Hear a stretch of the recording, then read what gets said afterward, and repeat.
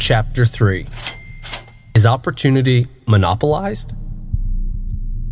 No man or woman is kept poor because opportunity has been taken away from them, because other people have monopolized the wealth and have put a fence around it.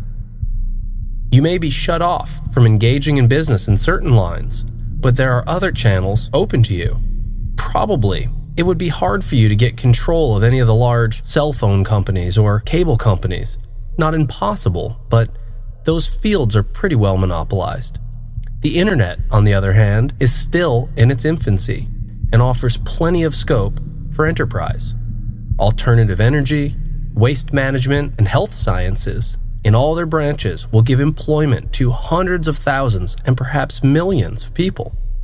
Why not turn your attention to the development of sustainable energy or other emerging technologies instead of competing with established giants in established field? It is true that if you're a meter reader in the employment of an energy company, you have very little chance of becoming the owner of the company in which you work. Not impossible, as Fred Turner went from flipping burgers at McDonald's to being the company's president, and Andrew Carnegie worked in a steel mill before becoming the owner of the world's largest steel company, U.S. Steel. That kind of rise of the ranks happens, but it is also true that if you will begin to act in a certain way, you can soon be able to leave the employment of the energy company and seek opportunities that will be more prosperous for you and aligned to your greater abilities that will bring you greater riches. There is great opportunity at this time for people who will think creatively and prosperously, who will not succumb to the morbid gloominess of the economic recession. Such people will certainly get rich. You may say that it is impossible for you to prosper when the economy is in such a downturn, but I'm going to prove to you that the downturn is exactly the time to apply new ideas and employ the certain way. At different periods, the tide of opportunity sets in different directions, according to the needs of the whole, and the particular stage of social evolution that has been reached. At present, in America, it is setting toward technology, alternative energy, information management, health and wellness professions, and the allied industries. Today, opportunity is open to the technology-savvy worker in any field.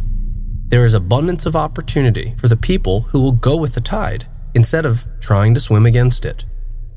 The working class, as individuals or as a whole, are not in any way deprived of opportunity. Workers are not being quote-unquote kept down by their bosses. They are not being held back by the big companies they work for. As a class, they are where they are because they do not do things in a certain way. The working class may become the master class whenever they will begin to do things in a certain way. The law of wealth is the same for them as it is for all others. This they must learn, and they will remain where they are as long as they continue to do things the way that they do. The individual worker, however, is not held down by the ignorance or the mental slothfulness of his class. He can follow the tide of opportunity to riches, and this book will teach him how. No one is kept in poverty by a shortness in the supply of riches. There is more than enough for all. A palace as large as the Capitol in Washington might be built for every family on earth, and from the building materials in the United States alone.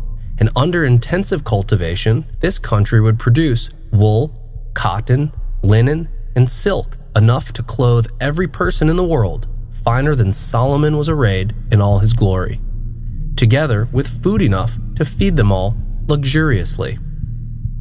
The visible supply is practically inexhaustible, and the invisible supply really is inexhaustible.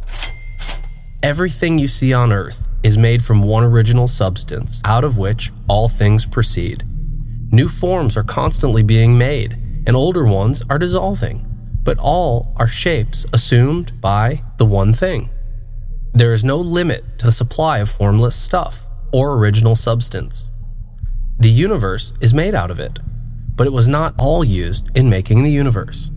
The spaces in, through, and between the forms of the visible universe are permeated and filled with the original substance, with the formless stuff, with the raw material of all things.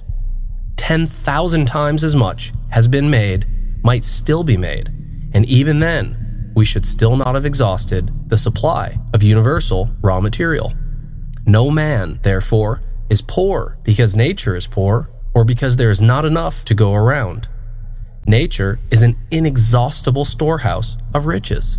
The supply will never run short. Original substance is alive with creative energy and is constantly producing more forms. When the supply of building material is exhausted, more will be produced.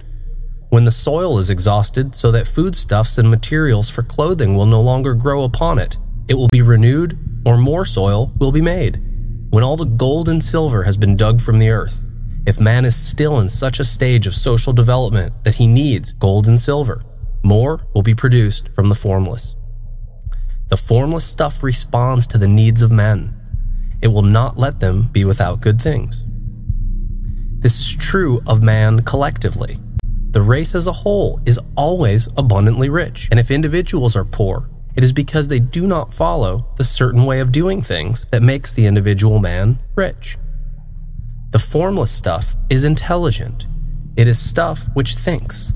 It is alive, and it is always impelled towards more life. It is the natural and inherent impulse of life to seek to live more. It is the nature of intelligence to enlarge itself, and of consciousness to seek to extend its boundaries and find fuller expression. The universe of forms has been made by formless living substance, throwing itself into form in order to express itself more fully. The universe is a great living presence, always moving inherently toward more life and fuller functioning. Nature is formed for the advancement of life. Its impelling motive is the increase of life. For this cause, everything which can possibly add to life is bountifully provided.